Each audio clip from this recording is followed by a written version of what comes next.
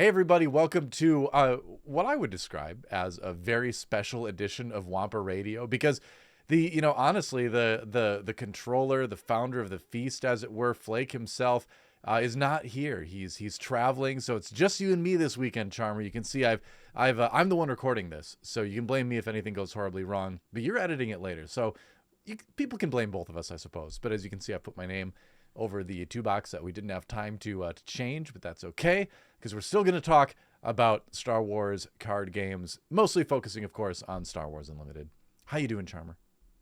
I'm doing great. Okay, that's a lie. My day's actually been pretty miserable. Yesterday was not good. Today has been a continuation of just things blowing up, but it doesn't matter because right now I get to talk about Star Wars, and that's way better than anything else I have going on. Yeah. I do find it funny. I was kind of thinking as you were saying, hey, Flake has left and I'm recording and you're editing, and he's the only one who's missed an episode. This is now his second time missing an episode, but we don't have any assets that don't have his name on it. That's true. So I feel like we should fix that at some point if this is going to be a recurring thing. It's I'll work on actually it. Funny that worked out, but you can assume that I'm doing at great. GGDOA on Twitter, at least. That's I've put it in the most garish color possible to make it contrast with the existing blue. So there you go. It is an affront to all elements of graphic design, but we're gonna roll with it.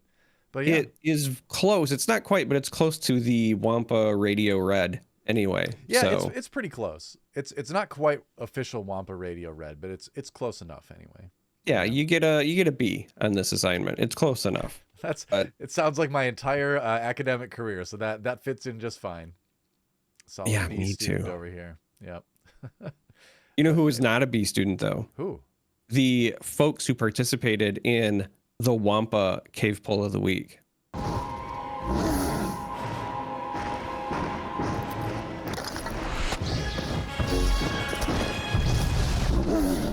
Well, so this past week, okay.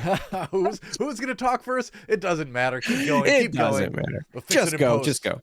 We'll fix it in post or leave it in because it's also funny. It doesn't matter. Content. Which of these Force wielders are you most hoping to see in Star Wars Unlimited? Was the poll that we posted this previous week. The choices, of course, were Grogu. I have hot opinions about Grogu. Mace Windu. Okay. Maul. I love that it's just Maul. Like everyone else got their full name, and then with him it's just Maul, not Darth Maul. Yeah, he was a Darth. Give him the respect he deserves, Flake. Come on. Some respect on his name. And then, of course, Ahsoka, who's right on everybody's mind. Yeah. So before we go into how everyone else voted, we're going to, I guess, start with us. How did you vote in this particular poll? So Grogu's right out. Right? Because I think Grogu's a cute character. I've got a Grogu Christmas ornament that I put on my tree every year, and I have no doubt he's going to be an entertaining card at some point in the future. I mean, it's inevitable that they'd, put him in somewhere down the road. But, as far as Force users go, he's just a baby in every sense of the word. He's kind of riding Yoda's coattails, let's be honest. He's got to stand for himself. Piloting a busted up IG unit droid like a little mech it's adorable, but it's not enough to really make me respect him as a Force user. So no Grogu for me. Mace Windu, funny enough, was revealed actually just what was it, yesterday or the day before? Yes. We know we're getting him. Yeah. So he's coming out. He ends up being a aggression heroism card. We'll take a look at him a little bit later in the show. And I think Mace Windu that's what he flew out of at the end of Revenge of the Sith. Never mind. Mace defenestrated. But he's cool. He's a cool Jedi for sure. But I don't know, honestly, I guess the other Force users, a lot of them we've seen already. Like we've seen Obi-Wan, we've seen Luke, we've seen Vader, we've seen the Emperor. So it's hard to kind of find ones that haven't been seen yet, unless you're going with like the really recent stuff from Ahsoka. But like, I don't think a lot of people would expect that stuff to be in like the first set of this game, right? So it's a good selection for the poll. I mean, yeah, I honestly didn't vote in this one, if I'm going to be completely honest, but I missed it. But if I did choose, I'd probably be on the Maul hype train as well, just because he's a I feel like he gets a little bit of the Boba Fett treatment sometimes, where people think he's cooler than he really is. But then again, they did expand his character a lot more than they did Boba Fett's, you know, in things like Clone Wars and stuff like that. So they went back and gave him a little bit more depth. And he always seemed so sinister when I was a kid and Phantom Menace was out, you know. So I'd go for Maul. I mean, you need a good collection of bad guys to go with the good guys, right?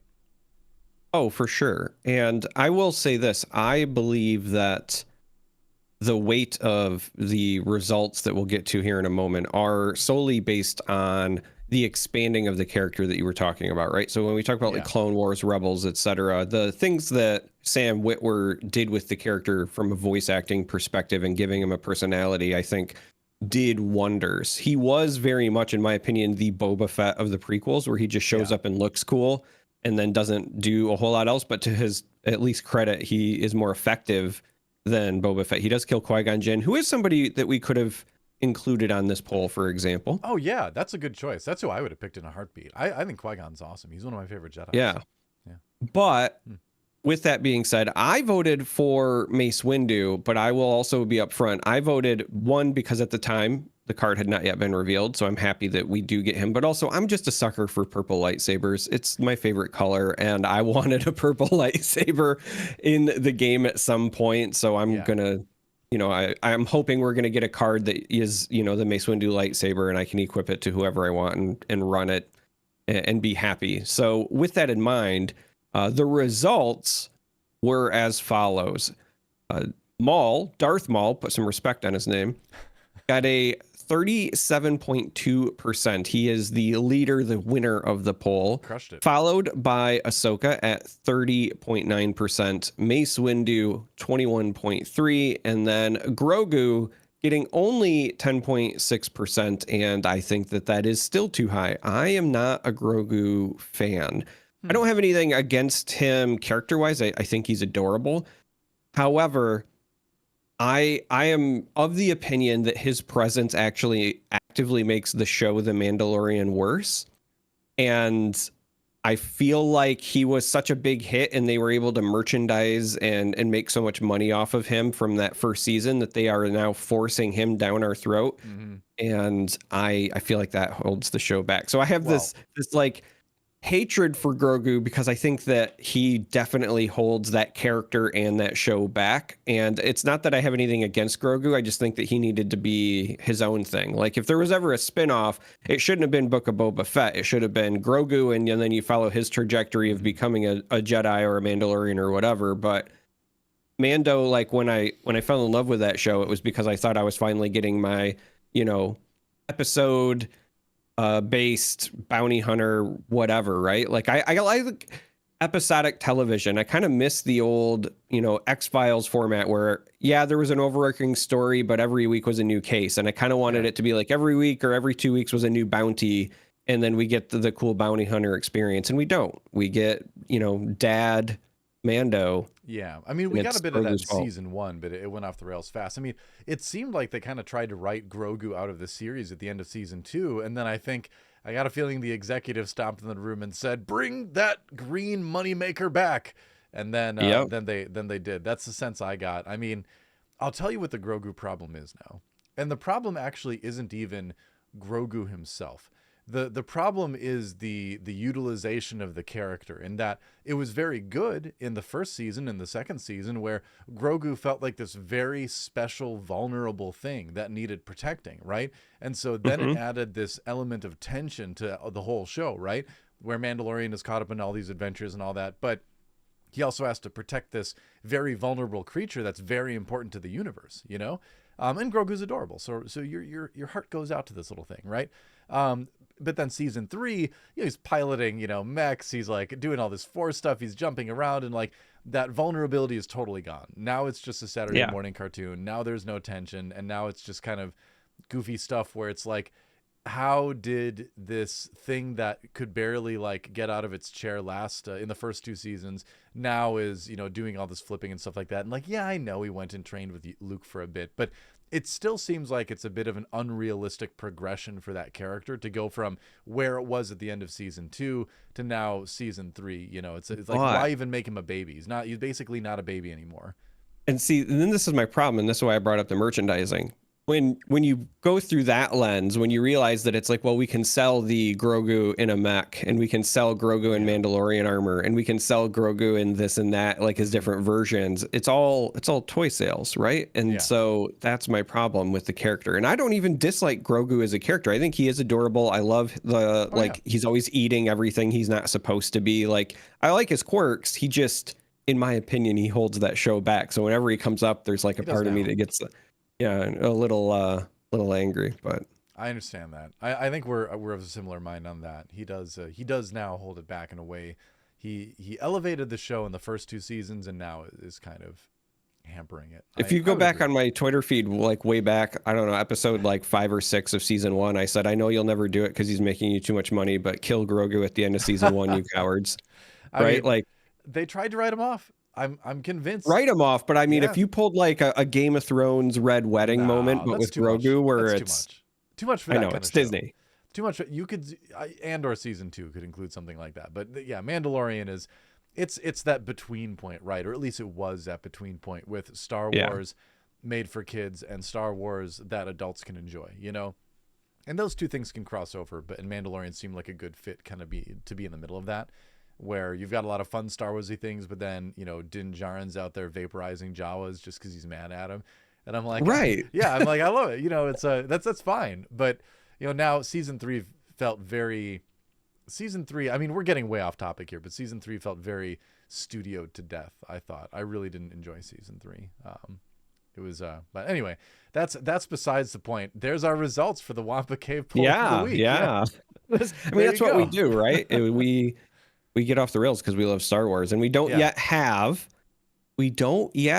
packs that we can open to get ourselves back on the rails. But as we're going to talk about later, we actually know when that will be. Yes. So that is very exciting. But before we get to that bit of news and kind of the main topic of the show, we should talk about some of the things that we can find in packs when we are finally able to open some cards. So we are filming this on October 6th this time. We're a little bit behind schedule, but these are all of the cards that have been revealed up until this point that we have not yet covered. So we're going to start with the Grand Inquisitor. This was a leader unit, and I was very surprised we got Grand Inquisitor as a card, let alone as a leader. I don't dislike the design, but I was very surprised this was included. So the leader version of the card, if you will, is that you can take an action and exhaust it to deal 2 damage to a friendly unit with 3 or less power and ready it. And then in order to deploy it, you have to have 6 resources. It's a 6 cost leader. And then it is a 3/6 stat line, has Force, Imperial, and Inquisitor tags. It's in the ground area. And then on attack, you may deal 1 damage to another friendly unit with 3 or less power and ready it. So when he's on the field, he's a little bit more merciful as far as the damage that he deals, but still expects units to obey his commands, ready up, and get back into the fight. He's busy. When he gets out on the field, he's a little bit busier. He's like, oh, you know, he just taps you with his lightsaber or whatever, you know, to do some damage. But, I mean, I like the idea of it. It fits very well into the aggression archetype, right, which is theoretically to be aggressive, although we're still waiting for the big reveal. I think that's coming out late. They announced the date, but it's slipping my mind when they're going to do the aggression cards reveal. It's soon, isn't it? It's very soon. I believe it's like it's the 11th or something. Next week, yeah. Yeah, I'm trying to remember. Anyway, so it fits in with what you can imagine that archetype is going to be. And so essentially, like you're giving your, you know, one of your units the ability to swing twice, right? And there's things to consider with this. You know, when you doing the damage to ready that unit is an action, so there's still going to be your opponent's action before you can then theoretically attack with that unit again, and so there's a chance that it would die because they would do something to it. But you know, it's also a thing where it's like now your opponent's like, well, do I have to attack into this now? You know, if you compare it with something like Grit, then suddenly that's you know, power positive options from the damage. So I think it's neat, and he definitely does seem like the type of card you could build a deck around. So I'm curious to see what's going to come out of the aggression reveal, because I want to know specifically how much stuff the aggression, how much health the aggression stuff has, because that's going to play into this so much, right? Because in traditionally in card games, a lot of the aggression stuff has been like higher on the attack side, lower on the defense side. So that would make it very difficult to utilize an ability like this. At the same time, the way that Star Wars Unlimited works, where you can include multiple aspects, you could load it up theoretically with a bunch of characters from a different aspect that benefited from taking damage, and obviously grit is what comes to mind there. So we'll see. Maybe like a blue, black, red for this. Work it in with vigilance. How are you thinking you would build around this? Well, that's the interesting piece. Is I think there's actually a couple of different ways that I would build around this. On the one hand, being able to attack twice is nice, but I actually see this less as an attack twice and more as a way to kind of give you haste on one unit a turn, because it just says that it has to deal 2 damage to a friendly unit with 3 or less power and then ready it. We know that we deploy units exhausted. So when you are trying to surprise your opponent, if this is the leader, they're likely going to be very aware of the, like, okay, I've attacked with a unit and now I'm going to re-ready it up. But because you're doing that in between, they have more opportunities to respond. Yeah. This, because there's no resource cost to the expenditure, you can wait for your opponent to kind of expend their resources, deploy the unit that you wanted to take advantage of, and then activate while they're already passing and get free swings out of it. So there's a bit of a surprise factor there. The other thing that jumps out is any units where you might want to take advantage of the when defeated part also. So yeah, this is meant for likely aggression and you want to get that extra mileage, but I was thinking of cards like Admiral Mahdi, where you can get around theoretically that 3 power threshold if you instead use this to destroy your own Admiral Mahdi, and then Admiral Mahdi readies whatever the big unit is that you wanted to swing with a second time, or that you just played, or whatever the case may be. So I do think that ability to deal damage to your own units, it does obviously turn on the aggression, the attack twice, the attack the first turn it comes into play, but it could also be used for some of the when defeated stuff, as well as the grit, like you mentioned. But those are the things that I've kind of been eyeballing is, what cares about when defeateds. And then as you were mentioning with the, like aggression cards and ones with health, I know when this card was revealed, I did like a quick run through, and there are a fair number of ones that are still like a 2/3, which I think are what are going to be your main targets for this. So like there's the one Snow Trooper that if it's attacking a damaged unit, it gets higher attack and overwhelm.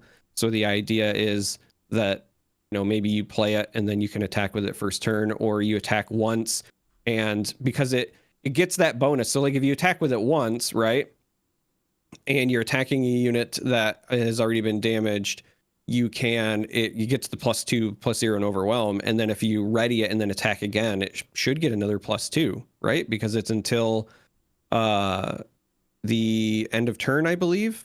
I'm trying to find that card in the reveals right now. I know the one it was one of the early ones. It's in the demo decks. Right. Let's see. Oh no, I found it. So it's First Legion Snow Trooper, but it's only when attacking. So when attacking a damaged unit. Yeah, so it doesn't last till end of turn, but that's still another way that you can, potentially utilize this, is getting additional mileage out of those. If you're attacking a damaged unit and you use this to ready it, it would come in as a 6/1. So that is something that could, theoretically sweep a lot of bigger characters that have taken a little bit of damage. So yeah, I would say it's definitely a possible use case for it. The other thing, just kind of thinking out loud, that I hadn't considered, but as I'm looking at some of the reveals we're going to cover a bit later as well, upgrades will probably change the way you play around this as well, right? As you said, there's a lot of the aggressive cards that are low health, high power, like 3/1s, 4/2s, etc. But if you can play an upgrade, then swing with it, and then use the leader to get a second swing while it's upgraded, then you're kind of maximizing your damage there. Yeah, so that's a good segue into talking about our next card, I suppose. I'll go ahead and introduce that one. It's Tactical Advantage. This is a 1-cost command card. Give a unit +2/+2 for this phase. So if you're running a green location along with Inquisitor, then it's just like you said. You can give a unit +2/+2. You can damage it and get more mileage out of it, theoretically, for that phase. So, but I mean, I think in general, this is just a good card, right? I mean, especially early on. Like, this is like just kind of one of the classic archetypal first set for a TCG cards, right? Low cost, buff a unit. Simple as that. Makes sense that it comes out of command. It's giant growth, exactly. It's slightly less. It's 2/2 instead of 3/3. But we've all learned from giant growth that 1 for 3/3 is the 1 for 3. It was too much for Magic, and it's turned out to be too much for a lot of other card games early on as well. So you see more 1 for 2/2 these days in different games. So I think it's a good way to go. And yeah, it's going to be just a good, solid, standard starter card, Yeah, I think that it's going to be used a lot in limited, just because it is low resource investment. Not only does it cost 1, but it's only 1 aspect, so it's very splashable. It's something that is useful in a number of different ways. You can save a unit if you're trying to keep it alive. You can deal more damage. And as we get more games in, right, and we start talking about the later turns where the action economy matters a bit more with the passing back and forth, trying to take advantage of initiative, being able to play something cheap without having to pass, giving your opponent a window to pass and end a turn when you didn't want to, but also not expend a bunch of your own resources because maybe you're waiting for them to expend theirs so that you can do something big, is also very relevant. This is something that came up a lot when I was covering Artifact, where these very cheap cards were great at stalling a turn to try to get your opponent to fall into a trap. And this is a command card that is a tactic, so it also kind of fits that bill. I mean, in the games I played with the 2 starter decks, like, the initiative token is so important, especially when it comes to late game. Just being able to be the first person to attack is and obviously playing a card is nice, but being the first person to attack is huge on each turn. Once you have a bunch of stuff out there, you really set the pace for it. Sometimes if your opponent's not paying attention, you can just grab the initiative and just win the game. And they're like, oh, you get to attack first, and I don't have any Sentinel out or anything like that, So it's it is going to become more and more important as people kind of get their hands on this and realize that as they play games. So I agree. Something that kind of makes you think a little bit more around that is going to be interesting. That whole game flow is really fun. I'm really enjoying like the games I've been playing with the starter decks. Like I said, I printed them out, and so I've been playing some games with friends and things like that. So I've been getting a sense of the flow of it a little bit better. And yeah, that initiative token, pretty important. Who knew, right? Who knew? Who knew? Yeah. Well, we've got our next card. Should we just move right along here? Yeah, we should move on to the mech. Yeah. The Grogu mech. Do you want to do this one or should I? And it's hold up. You made a mistake. You made a colossal error just now. Oh yeah, you're right. I did. It is not the Grogu mech. That's right. That's IG-11. That's right. Is the assassin droid that ends up becoming Grogu's mech body. He's been playing some Flesh and Blood, I guess. He's getting the Evo upgrades as well. But no, this is IG-88, famous bounty hunter who stood on the bridge of the Star Destroyer Executor when Darth Vader was sending people out to go track down Han Solo and all that. He just stood there looking cool. And then Darth Vader told Boba Fett no disintegrations. And that's basically all IG-88 did. That's kind of his entire presence in the in the OT. I think there's maybe a scene later on where you see like his head somewhere, but just like he's been destroyed or something like that at some point. But yeah, he's just another one of those characters. People love the bounty hunters on the in that one scene in Empire Strikes Back. Those bounty hunters have spawned like books and all this sort of stuff, but they all look so cool and individually. Can't blame people. But IG-8 was one of them. Famous assassin droid. Yeah. He is aggression villainy. And you tap him, or you rest him rather, as a leader to attack with a unit. If you control more units than the defending player, the attacker gets +1 for this attack. Interesting. And then as a unit himself, IG-88 comes out when you have 5 or more resources. 5 for himself stat line. Each other friendly unit gains raid 1. So while, and keep in mind, this is a common leader, so you're not expecting the ability to be like super, super strong, right? I think his leader ability is okay. It's obviously situational. There's times where you're probably not even going to be able to use it. However, if you build a decent board once he comes out, all your other units getting raid 1, that could be a pretty powerful swing turn. So I think he'll be a good maybe you build a deck around him, for competitive play, but I think he'll be a fun one in limited is what I see with this. Yeah, this is your standard swarm leader. Yeah. You just want to go wide is what they say, right? You want as many units in each zone as possible. I do find it interesting that his action is just units, not units in a particular zone. Yeah. So if you're trying to flood, say, the ground, but your opponent is also flooding the space arena, but they have more than you, it doesn't matter. They have more than you. This is just straight up, do they have, less units than you? If so, the attacker gets the +1/+0. So you want to be emptying your hand. You want to go wide, try to get as much value as you can. The thing that jumps out to me is the low health. So when he comes out, you're going to want to likely play him at the start of a turn because you want all of your other units that have yet to attack to get the raid 1. Yeah. But he's also very fragile. So this strikes me as a very high risk, high reward leader. Even when you're talking about limited play, like 4 health is not really a lot. And that is where I see the weakness of this potentially showing up. Yeah, I mean, and for me, that's all fine. I again, like, he's a common rarity leader. He's clearly made as sort of like a, more of an intro one, more of a limited one. I am curious. It is interesting because it says units. You could theoretically do like space swarm if you get enough cheap TIE fighters and things like that. And have IG-88 still be your leader, which is kind of interesting. So I like the versatility that he offers in that regard. But ultimately, at the end of the day, I think he's going to be overshadowed by other leaders just by nature of the quality of the card due to rarity. But I do like the abilities on it. And as far as flooding the board goes, we do have like some strong draw stuff already existing for villainy and stuff like I Am Your Father, which most people would maybe they'll be willing to lose an important unit, but I think some people will let you draw those cards. So when I see something that supports Swarm, I'm like, all right, where's the card draw? What am I forgetting? What other accessible card draw stuff do we have here?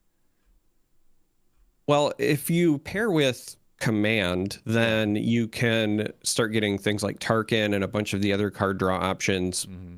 But then you may or may not get to take advantage of whatever the aggression legendary is that, we're going to get revealed next week. So we'll have to kind of wait and see how that goes.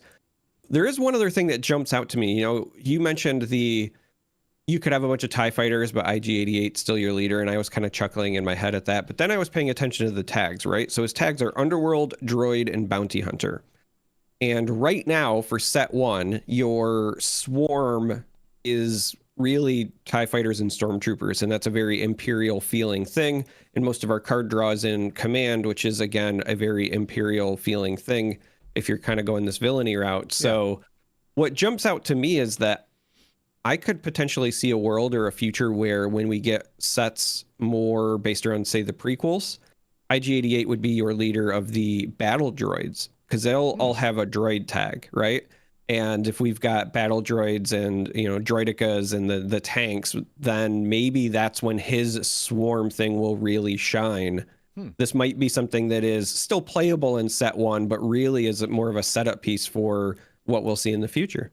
Yeah, I mean, that is kind of the beauty of having these tags with cards, right? Is that like it's always something you can kind of go back to. And I think that's something that just like Star Wars card games lend themselves to well anyway, is that there's a lot of strong connections between different parts of the timeline. So, and I mean, yeah, you'd imagine that stuff will come out at some point, who knows? But that would be cool. Droid leader with a droid deck. I mean, and the Trade Federation sure love to swarm droids, so they did. Yeah, they loved giving us a bunch of droids for Jedi to mow through, but us to not feel bad about because they're not real people. I know. Well, either way, maybe it'll benefit us now with a future deck option for IG-88. But yeah, that's Roger. There you go. You're early on the notes. That's Yeah, but that's a good point. Yeah. And that's something to kind of keep in mind too. But I still think for now it's looking like a good limited commander or leader rather. Oh yeah. Yeah. Especially if you've got a bunch of good aggression based swarm based units in draft, for example. If you're just gobbling up all the cheap stuff, I think you could get a lot of extra mileage out of this. And the 4 health will likely matter a whole lot less in limited as well. So I do think that is a spot where he could shine. But yeah. As you rightfully pointed out, it is a common leader, but you know who's not a common leader? No. And it's so funny that we get this when Flake leaves. This is what he deserves for leaving us. So do you want to do the honors and cover the other? Yeah, I'll let you do it. I'll let you cover the next card. All right, I'll go ahead and do that. Well, it's none other than Han Solo. That's right. Flake misses out on the Han Solo leader. Sad times, but not for us because we're here, and not for you at home because you get excited about Han Solo decks. He's a rare leader, by the way. Heroism, cunning, of course, and his action is exhaust him to put a card from your hand into play as a resource and ready it. At the start of your next action phase, defeat a resource you control. So basically, you can use him to get an extra temporary resource for that turn. And we'll talk about why that's important in a moment. Let's talk about the leader or the unit version of it for a moment too. He's after 6 resources, he comes out. He's a 4/6 on attack. Put the top card of your deck into play as a resource and ready it. At the start of the next action phase, defeat a resource you control. So, similar mechanic, a little different utilization. When he's a unit, you don't need to use a card from your hand to get that extra resource. You can get it from the top of your deck, which is pretty nice. And you also get an interesting situation where he can exhaust. You can get the extra resource to bring yourself up to 6 resources. He can play himself then, and then on attack, you can get yourself another resource. So you'd have to be defeating 2 resources at the end of that next turn. But there are situations where you could be getting, a little bit of extra significant resource boost.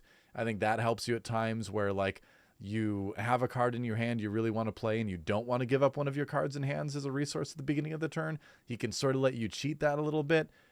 It's not permanent resource generation, but it could be very important circumstantial resource generation. So this is a really interesting card. I think it's good. I don't know. I think it's really good. But you kind of hit the nail on the head, which is the swing turn.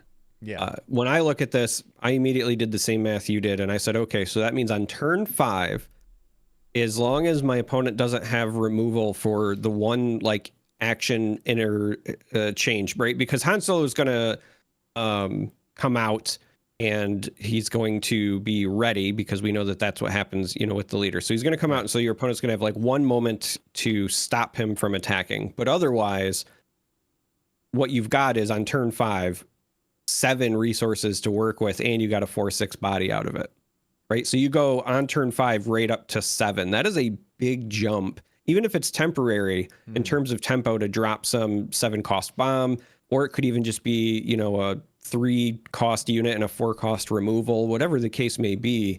Going on turn 5 all the way up to 7 resources is a pretty big deal, and you get the body on top of it. I can think of a 7 cost card that could fit into this deck that we'll be talking about in just a little bit. So it's weird, right? Like there's some good 7 cost stuff. It's almost like aggression would be the other thing you'd want to pair him with, which thematically kind of makes sense. It's Han Solo.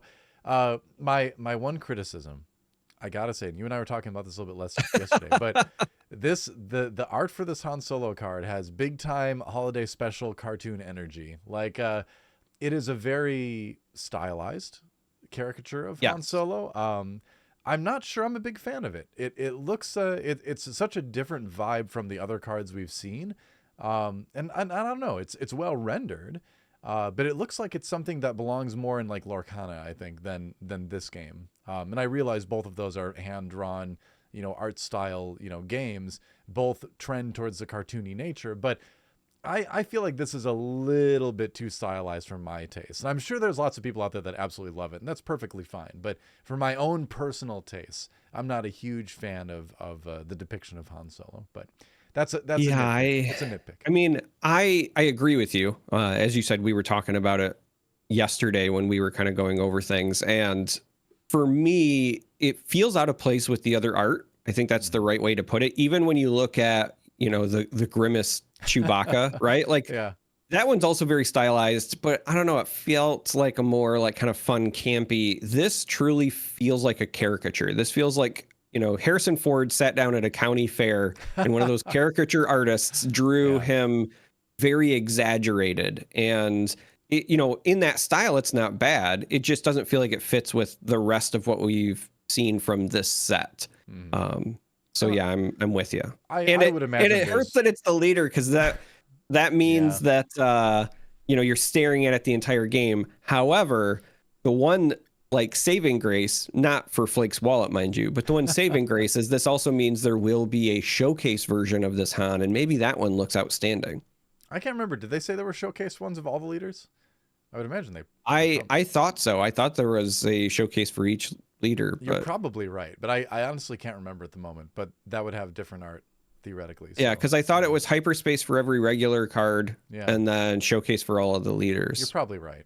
Yeah, I can't remember off the top of my head, but I'm sure somebody out there is screaming at the monitor right now. But either way, you can always maybe tape your own art over it too.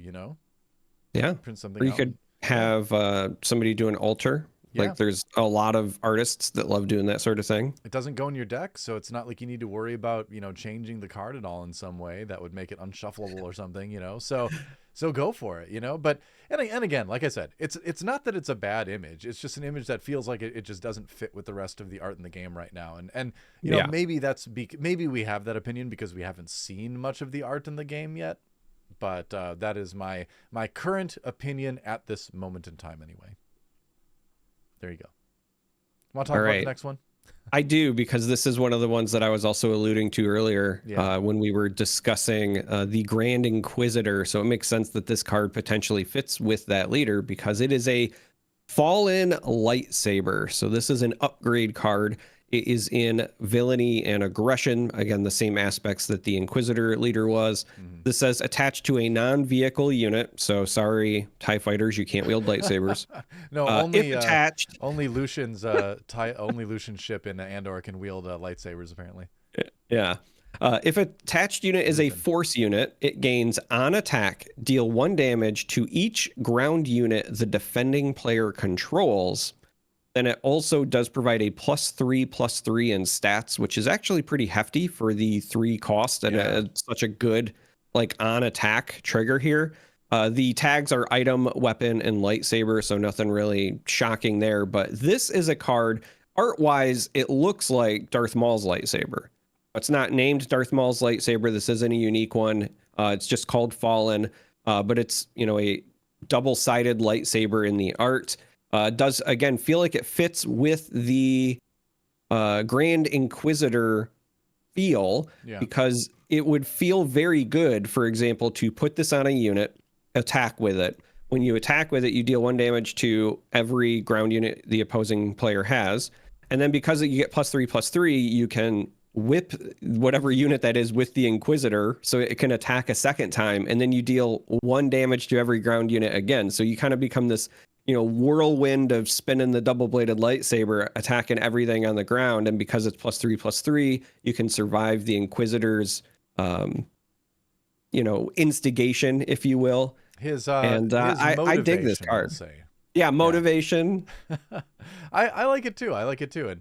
And one of the things I'm really interested in exploring in Star Wars Unlimited, as we see more reveals, as things come out and we get more deck building experience, is what is really the feasibility of putting off aspect cards in your deck.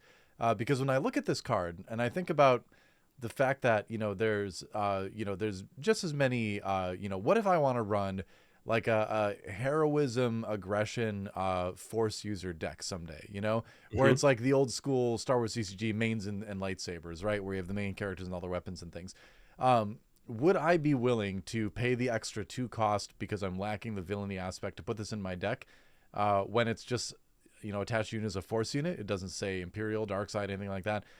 So any light side Jedi could use this and still get the on attack, AoE damage, right?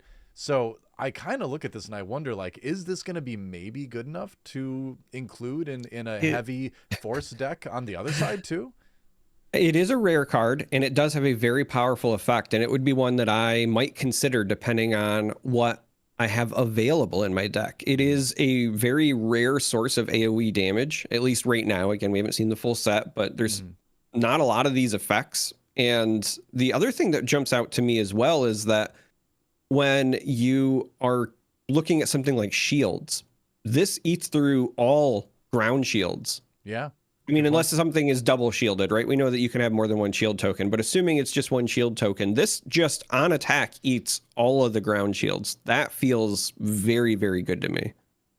Well, especially against like the Luke Skywalker starter leader that, you know, gives a lot of shields out, right? Or any deck that gives a lot of shields out. That's a great point that this kind of deals with those. But I think that's something that's really important to think about when we see a lot of these cards too. It's like, are there going to be cards that are good enough to include in off aspect decks? And I would imagine there are probably going to be some. And I think that's going to be a great way to tweak decks at the competitive level to maybe surprise your opponent with something they're not expecting. Because if you hit them with something they're totally not prepared for, I think that's going to be worth the extra 2 costs. So I can't wait until there's a lot of stuff out and I can sneak those off aspect cards into my deck and really kind of like take advantage of that. I'm really, really happy with how they implemented that rule into the game. So when I see a card like this, I'm like, I could do some sneaky stuff with this. That'll be fun. Yeah. Yeah. All right. The last card that was revealed, and this is another one that we hinted at, alluded, and man, I'm really excited because we've already mentioned it. We got Mace Windu, right? Mace, we had him on the Wampa poll, and it turns out we're just prophets. Mace Windu is heroism and aggression. Makes sense. He's a very aggressive Jedi. Costs 7. Has the Force, Jedi, and Republic tags. Has a 5/7 body, so pretty big, sizable stats. Has ambush, so when he comes into play, you can ready him and attack an opposing unit. But then it says when this unit attacks and defeats a unit, ready him. Yeah. And this means a lot of things. One, this means that if your opponent has a bunch of opposing units and you just want to clean up the board, this could be another way to kind of have AoE removal. Now you have to take actions every time, right? So you're going to eat up a turn, or they have a chance to respond with the back and forth nature. But the other reason that I really liked this card being an aggression is that you can play him, do the ambush, but once you ready him, you're not required to continue to ambush. You can kill one unit and then take that 5 damage and orient it right at somebody's base. And that is a really big power play. Yeah. I wonder too. Do we know for sure with the ruling, like on the turn you play him, if he attacks and defeats something and you ready him, I don't know if you could attack a base after that, because it still is the turn he came into play. So, well, there's no, at least in the quick start rules, there is no true summoning sickness. It's just when you play a unit, you play it exhausted. Yeah, and I think that's why we have all of these aggression things like the Grand Inquisitor, for example, where they're saying, okay, once per turn, if you deal 2 damage to one of your own units, then you can give it haste, right? Totally like that's the way they balanced it. I was thinking about something else when you brought that up, and I just reacted to it. Do you know? Yeah, no. So, with Mace here, I do think that is the case. Now, again, you're paying 7 for it. He's also, like, this is an iconic character. He's a main, so you would expect him to have something powerful. I don't think we're going to have a lot of units that have this ability, but as we were talking about that swing turn, if Han Solo is your leader, right? If you're going heroism, aggression, cunning, and on turn 5, you're like, okay, well, you know, I go to 6 resources, I deploy Han, I go to 7 after he attacks, I play Mace, I eat your unit, and then I attack your base. Like, that's a good turn. Yeah, could theoretically be an extremely good turn, especially if Han gets a chance to attack the base too. That's a lot of damage. Yeah, I mean, speaking of battle droids, he's taken out a bunch here, and that's interesting because we do have like some prequel era stuff in this first set, it seems like, but so far no prequel era droids that I'm aware of. I don't think, but we'll see. Yeah, I'm trying to think. It's been all like basically like Imperial era stuff, isn't it? Yeah, like I don't remember any battle droids. I don't remember any like droidicas, the tanks, anything like that. Yeah. I haven't really thought about it before, but the more I think about it, the more I'm surprised to see Mace Windu, because he is a prequel guy. Yeah, I didn't expect to see him in set 1. Like, I'm very happy. I'm excited. Like I said, I love my purple lightsabers. Give me Mace Windu all day long. But I wasn't expecting it set 1. Even though it's technically the right era, I still wasn't even expecting Grand Inquisitor. Yeah. If I'm being honest. I think we're only getting him because we got some of the Rebels stuff as well. So, I mean, it makes more sense knowing we're getting Spectre, but... I mean, Grand Inquisitor is post prequel, though. He's like in the between times, you know? Well, right. That's what I mean. Like, he's technically right era. He just, I guess in my head, when I was thinking of, you know, the era of 4, 5, and 6, I felt like they were going to keep it also centered around the films, but they have obviously dove into stuff from Rebels and some of that other material. Yeah. Yeah. No, I'm looking through this. I'm looking through the revealed cards so far, and I'm pretty sure Mace Windu is the only prequel era card we've seen so far. I mean, I guess there's we have on Vigilance. Vigilance, yeah, there's that. But as far as Obi-Wan is technically from the prequels, but we get old Obi-Wan as the card. Not that Obi-Wan. Yeah, right. Prequels Obi-Wan. Hopefully that'll just be a different version at some point. But but yeah, I think that's the only prequel character we've seen from the reveal so far. Oh, that's interesting.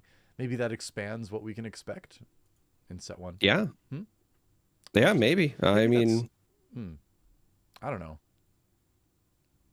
I don't want to see it too expanded. I kind of like the era that they're kind of looking like they're sitting in for this, but at the same time, like, you need to fill out the Jedi roster. You need to you gotta get some more Jedis on both sides. So I get it. And Mace is an iconic Star Wars character, so I will say it also might be a bit of a pun or a play on words, because his additional text, so he is Mace Windu Party Crasher. Yeah. So maybe he'll be the only prequel one, but he just showed up a Party Crasher. Yeah, no, you might be right there. I think that might be a subtle bit of humor there from Fantasy Flight. I like it. I didn't think about that. Right. Yeah. Well, that's it for the reveals. So there was, of course, one last bit of news that came out this week, and it's perhaps the most important, the biggest chunk of news of all, and that is what the emphasis of the show was meant to be on, though we have been very off track. It turns out Flake was the one who kept us on track, but whatever. I think we've done fine. So with that in mind, we got a trailer for the game, which I actually thought was pretty well done for a card game trailer. It's not something I'm accustomed to getting for my physical card games. You know, in digital games, I'm used to getting trailers and so on and so forth. But we got like a little mini trailer that included the release date. So the game will be released on March 8th of 2024. Now that it is officially released, I can say that we had our suspicions because somebody messed up and posted on Twitter that it was going to be in March. No, not one of us, but like we saw it, but you know, we don't like to talk about speculation or things like that until things are confirmed. But yeah, we know that we're getting the game on March 8th, which also means that we should be looking at perhaps the week before for pre-releases would be my guess, right? I mean, that's usually how card games run it. So yeah, a week or two before we do pre-release things. We know limited is a big emphasis with this game, and so I'm really looking forward to it. I think we've seen a lot of stuff so far that should make you excited about limited. And I've said before, I'm not a limited player. I don't really enjoy limited. But that said, I think I'm going to enjoy it more in this game just because of the way that deck construction works. But yeah, March 8th, right before my birthday. I'm excited. That's perfect timing. It's earlier than I thought it would be, honestly. So I'm hyped. I was just about to say, but then you said it's close to your birthday and you probably have stuff going on. But I was going to say, what if to convert you to limited, Flake and I were to come out and we did some sort of like reveal event and we forced you to draft with us? To me. Yeah, it's not till the 22nd, so it's not like right before it, but it's close enough. Yeah. So, but no, we're definitely doing some stuff around release. There's no question about that. What it is, that is the question. We'll have to figure it out. Yeah, that is the question. But I would love to come out and have any excuse to just crack a bunch of packs, both just to crack them, but also for limited and to play. And yeah, I'm really looking forward to it. With that in mind, I wanted to ask you, right? So now that we have a release date. Like I said, pre-releases we can expect about a week before. And I'm putting you on the spot. What, outside of us getting together and possibly doing something, what is your plan for release? Like, how do you tackle when a new card game is coming out in the past, right? How have you decided to dive in or navigate a release for a game like this? So for something like this, I just usually like to deck build, and theory craft and see what's out there and try things, right? Like pick a leader, try to optimize it, play it against some people, iterate, I enjoy that process, so I'm looking forward to that whole thing. And I'm excited to go to events, see what other people have built, and kind of take it from there. So yeah, for me, like it's the discovery aspect is always the most fun part of card games, just in general. Like that was the thing that got me into card games in the first place. I like competing, but I really loved being like, oh wow, that thing exists. You put it together that way. That deck is so cool. I really like the exploration and discovery part of deck building and finding out things about new games. So yeah, that's what I'm hyped about, is just sitting down and building decks and then trying them. It's pretty basic as far as card games go, but that and then seeing whatever competitive stuff comes out of it too. I didn't know if you had any sort of ritual where you always buy X number of boxes, or you crack them a certain way, or because I know some people who have very specific things that they do for releases. No, not really. And I usually get like a case and just open packs on stream. That's about it. Yeah, gonna do that. I don't have I don't have like a set ritual, but I realized before, when I had decided I was going to ask you this question, that I do actually have one, but it's not something that is thought. What happens is I usually buy, if it's a large set or whatever, I usually buy about 4 boxes of product, whether this is, Flesh and Blood or Battle Spirits or whatever, but I usually buy about 4 boxes of product. And then I tell myself I'm only going to open one and I'm going to record it for YouTube. And then what happens is I bring it home, and around midnight hits, and I'm like, all right, well, I'm just going to crack one without recording it because I just want to crack packs. And then I get the smell and the feel of new cards that has that very unique experience, and nostalgia kicks in. Yep. And then I just open them all. And I realize now that I have done that for the last 6 or 7 set releases for games. So I apparently have a ritual, but I didn't even realize it until I had started thinking about this question. I've decided with I just picked up a case of the new Flesh and Blood set this morning. And I've decided I'm not opening it until I have the stream on and I have everything set up to do it on stream. So I'm just going to wait. Yeah. So hopefully, either later this weekend or early next week, that'll be out there. Yeah. You are a disciplined man. Godspeed. I always tell myself I'm going to do it. I've had to drag myself kicking and screaming into the realm of being disciplined, and I'm not I'm no Jedi when it comes to discipline, but I try. I give it a shot.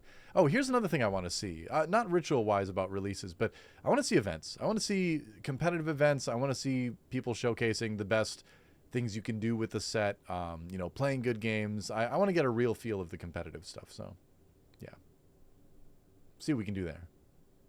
So this brings me to the next point that I wanted to mention. Now that we have a release date, what kind of traction do you anticipate at your local game stores where you are? Because where I am, there's a couple that plan on carrying it, and then there's a couple that feel like they've been burned by FFG in the past, and they're unsure. And obviously, I want to see the game succeed, and I want to have a lot of different places for me to play it. Yeah. What kind of traction do you expect, and what kind of, this is not just a question for you, but also our listeners. What kind of work do you think that you're going to have to do to ensure that you're going to get those events, right? Well, so a lot of the people in charge of shops that I've talked to, and to a certain extent players, all say the same thing, where they're like, Fantasy Flight makes great games, no doubt about that, but, how long will it be supported? That's where the concern comes in. I think it's a very valid criticism, and I think they know that too. So that's really it. And I think a lot of stores, though, that I've talked to are like, yeah, well, we'll carry it because it's Star Wars, you know? I mean, Star Wars is going to sell, you know, no matter what, right? So at the end of the day, like, you know, I think there might be more hesitancy if it was like a unique intellectual property or something new. But because it's Star Wars, I think that helps people kind of get over a little bit of the concern because of the past card games. You know, and I myself, like, I feel like I've been burned by that too. I was a big Legend of the Five Rings LCG player. That just kind of ended overnight, you know, one day. And things like Star Wars Destiny, you know, end up, you know, being canceled. And so, you know, obviously people are aware of that, and that's a concern. But I think this one looks like it has a lot of support coming into it, and it looks like a genuinely good game. And, you know, they are aware of their reputation for that, I'm sure. So, and it's Star Wars, so it's kind of hard to go wrong with that. So, you know, I like to be optimistic about it, mostly because I want to play in these events, you know. But then again, the game genuinely looks good, and it genuinely is fun when I've played it. So, you know, I feel more confident supporting it that way, and I just hope that the consistency things that have sometimes plagued Fantasy Flight card game releases in the past don't happen with this one. And they've come out and said that they're planning on supporting it long term anyway. So, you know, I feel like I don't know if I've really heard that before. So I don't think I have either. Also, like I live right in like their backyard too. Like yeah, the Twin yeah. Cities Well, area, that was it's like, yeah. So people like them around here. You know, just by virtue of that too. You know, they have a good reputation as a good game maker, and then they're also local. So there's a little bit of love there too.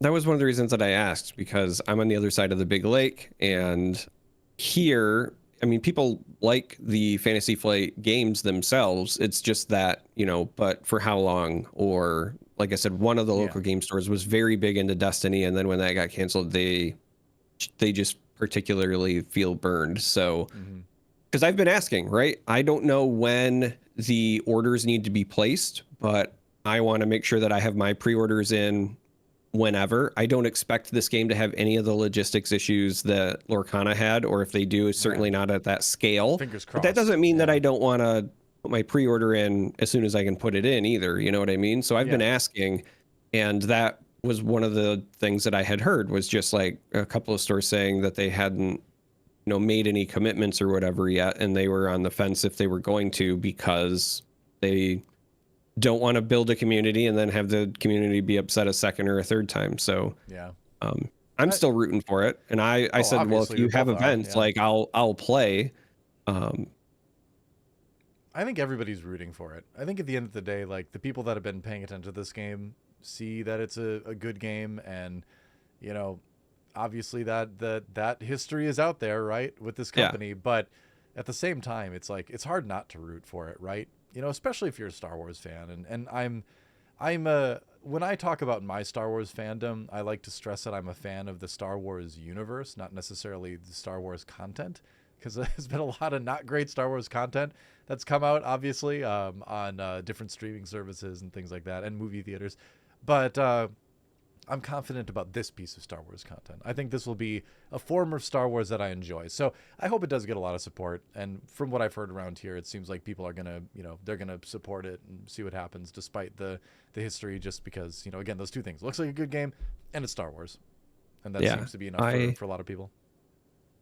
I've had this discussion a few different times, but I had it again at my Bright Relates pre-release, which is when I look at what I would want from a card game in terms of support and the way that they are handling a release, handling, you know, their PR, the way they release information, their distribution model, et cetera, et cetera. When I look at all of that, FFG is doing everything right? Like, if I just cover up, like if I listed out all of the things they're doing, and then I covered up who the developer was or who the game maker was, and I said, hey, there's a card game coming, it's Star Wars, and this is everything you know about it. How do you feel?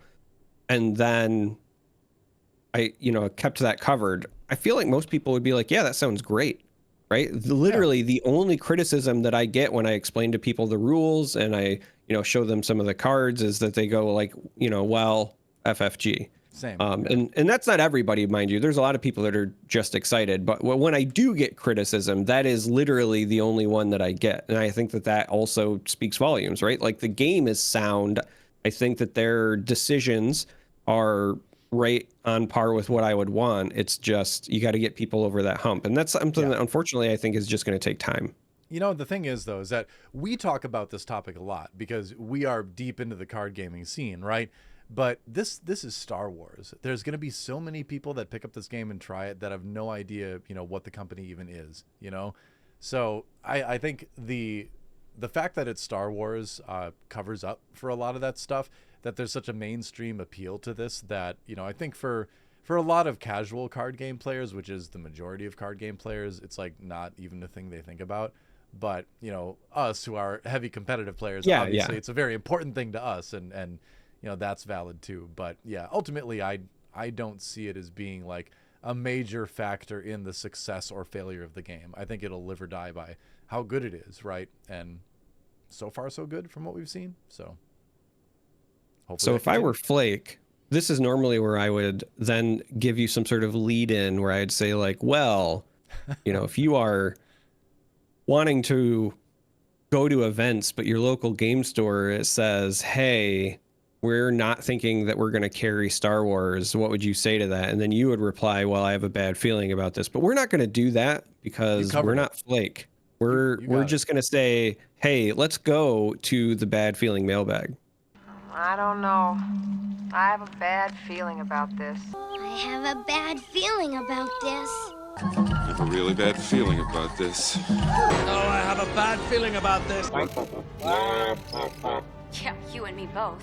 Well, here we are at the Bad Feelings Mailbag to try to create some good feelings by answering one of your questions out there. And today we have a question from at Larry Hurley 28, aka Smoke, on the platform X, formerly known as Twitter. Now it's not X, it's Twitter. It'll always be Twitter. I refuse. There's been some dumb things happening on the internet, but this is one of the Twitter X thing is one of the dumbest things of all time. Anyway, I digress. The question is, what type of ban list would you like to see implemented if some cards get out of control? For example, banned in a certain leader, banned only at a competitive level, or events in certain formats, or just banned altogether? That's a really interesting question too, because of the way the game is constructed, you do have new levers you can pull on how you ban and restrict cards. So yeah, that is a good question. What's your take on that when you read this? There are a lot of different ways that you could address whether it's bans or restrictions, because as you said, right, there are leaders, there are also aspects that you could consider where you could limit stuff to that as well. You could do a bunch of different things, but when I think of like the player experience, personally, I think that the easier it is to know and follow and understand a rule, the better off you are. So if it's banned, it should just be banned, in my opinion. Now, this is Star Wars, and it's going to be very, very sad. Like if you're a huge Mace Windu fan, for example, and suddenly Mace Windu is banned, like you're going to feel bad. Now, the good news is there's going to be more than one Mace Windu. Like, let's be honest, right? Like there's already more than one Han. We've got, you know, unit Han and leader Han, and we've already seen multiple iterations of some of these characters. We're not limited. So even if your favorite character is incredibly overpowered and then ends up being banned or whatever, you'll probably get another one. So I would like to say if there's a card that's problematic, it's probably problematic in all of the different leaders or all of the different aspects. And if it's not, then it's probably that deck is doing something so wildly different that it doesn't matter anyway. But I would just like to see just a banned list, right? Like it's either banned or it's not, because that's the easiest thing for players. And that's what I want, right? I want a smooth player experience. Yeah, my take on it is kind of influenced by the amount of One Piece I've been playing lately, where One Piece is another game where it's a 50-card deck. It's a leader-based game, and they do sort of a combination of banned and restricted cards. So they'll restrict cards if you can only have one of it in a deck, and that seems to work pretty well from what I've seen. I'm not like a huge expert in One Piece at the competitive level, but I've played a good amount of it, and it seems like that's helped kind of temper some decks that were kind of getting out of control if you only can have one copy of a certain card in there. So I'd like to see something like that, where it's like rather than just ban a card, restrict it at first and see if that helps. I also like Flesh and Blood's approach to this kind of thing, where they'll do things like suspending a card, and they say this card is not playable until this next set comes out. You know, so I like that they I feel like it's a softer blow for the player base when they see suspended instead of banned, where they're like, all right, well, I'll get this. This card isn't just a useless piece of cardboard in my box. I'll get to use this at some point. I just can't use it for a little while, you know? So I like that idea too, where, you know, obviously as the game development company, you're thinking multiple sets ahead, right? You know what's coming far, far out in the future theory, or at least you've, you know, started working on that, right? So you know when a card is too strong now, but it'll be more, you know, it'll be more in line later on. And so I like the idea of suspending cards too and letting people know that it's only a temporary ban essentially. So I want to see kind of a combination of the two. If it's an insane card, unfortunately, I think bans are something that's healthy for competitive play. Sometimes you need to ban a card, and sometimes you don't get a sense of if a card is that strong until it gets out into the wider player base, despite, you know, how much testing you might do. But at the same time, I really like the idea of restricting cards first and, you know, reducing the amount you can have in a deck and seeing if that helps. I like that approach. So that's what I would like to see. I agree with you that I think it's difficult to enforce different lists across different formats. It's easier in a game like Flesh and Blood where those formats are so totally different that they're almost kind of separate games, you know. But in a game like this, we don't really have anything like young leaders versus, you know, regular leaders, right? So I think the banned and restricted list would have to be, you know, universal across formats. Otherwise things start getting really confusing, and you don't want things to get confusing at your local GameStop on a open play night, right? Where someone comes in and they've just started playing the game, and then they get told they can't use this card because it's this format on this night, you know? So, right. Yeah. So I think just a general list across the board, and then, you know, trending towards restricting versus banning if possible. That'd be my hopes for it. Yeah, I'm not necessarily against restrictions. My only concern is that it depends, and this is obviously one of those levers that you pull from a game design standpoint, but it depends on what is the problem when you do look to ban or restrict a card, right? Because if it's something that even only one copy is enough to like swing a game, the last thing you want is to feel like you're losing because your opponents kept finding their one of when you couldn't, sort of thing. Sure. And that it doesn't matter, right? Like you could even be losing the game for other reasons. Like you could just be straight skill gapped, but it doesn't matter if you're on the receiving end. It's going to feel like, oh, well, you know, they got their one of really amazing card and I didn't. And so it's easy for me to blame those losses on there. Yeah. So that's why usually I say, like, if a card is a problem, it's just a problem. I would prefer to see it banned.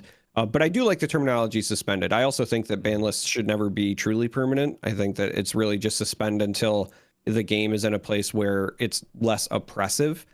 Because, and this is a bit of a hot take that I have, I also don't think that every decision needs to be made entirely based on true game balance. I think that it should be made on player experience. There are a lot of times in card games where the deck might have a win rate that is considered acceptable, but whether it's because of popularity or game mechanics or whatever, can still create a massively unfun experience for other people, right?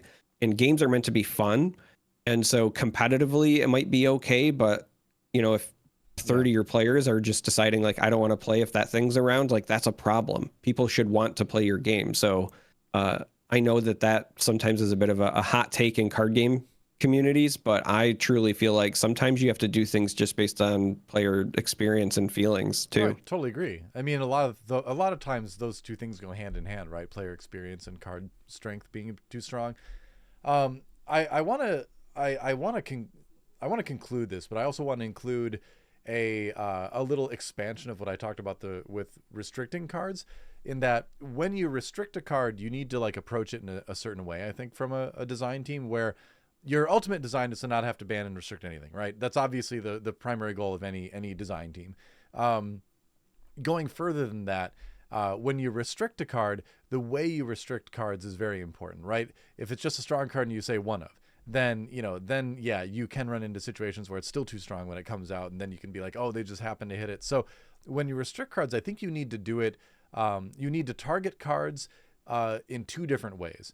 One, when you target cards for restriction, you need to probably target multiple cards, because you're looking at things where, cards used in tandem in a combination are what makes them too strong. So you reduce the likelihood of that combination happening. Those individual cards might still be decent in their own right, and they make an impact when they're played, which is good, but you try to reduce the occasions where they come out together, So that's the first thing. The second thing is you look at, is the effect of the card just game ending, or is it something that it's a problem because it's difficult to overcome more than once, right? So if it's a thing where it's a strong game impact, but it's overcomable, the real issue is if they do multiples of that same thing, that becomes oppressive. Then restricting can work because you can have that strong effect as the player, but there's still counterplay by the opponent, and they know, okay, that's over. I can move on with the rest of my game plan. So I think really thinking about how a card is used in a competitive situation or a game situation should influence how you restrict it too. So if that's done well, then I think restricting can work, pretty good. Otherwise, if you frame it like you did, then yeah, it doesn't really help as much. But I just wanted to add that in there. No, context is 100% important. Yeah. Wow. I have no disagreements there. So that is it for the mailbag this week. We did get a couple more questions, but I want to wait till Flake is back before we dive into them. So if you sent us a question, we saw it. We didn't forget about you. We're just going to wait until Flake is back so that he can also participate. But that is it. We made it. We survived. Yeah, we did it. We did a whole show by ourselves. Wow. Well, you still have to edit it, but best of luck with I still have to edit it, and it'll probably come out horrible, but that's okay. Doesn't matter. Any final comments before we wrap it up then? Thank you for being my wingman through this disaster. You're welcome. I think we did well. I think we did fine. Well. We had a good conversation. People learned something. We learned something. We laughed. We cried. I grew as a human being spiritually through this podcast, and that's great. Yeah, I'm gonna go make some coffee. Do the line. Yeah, I'm gonna go refill my Black Spire from Batu Galaxy's Edge coffee cup. Nice. Coffee sounds wonderful. So with that in mind, I'll do the line. May the force be with you.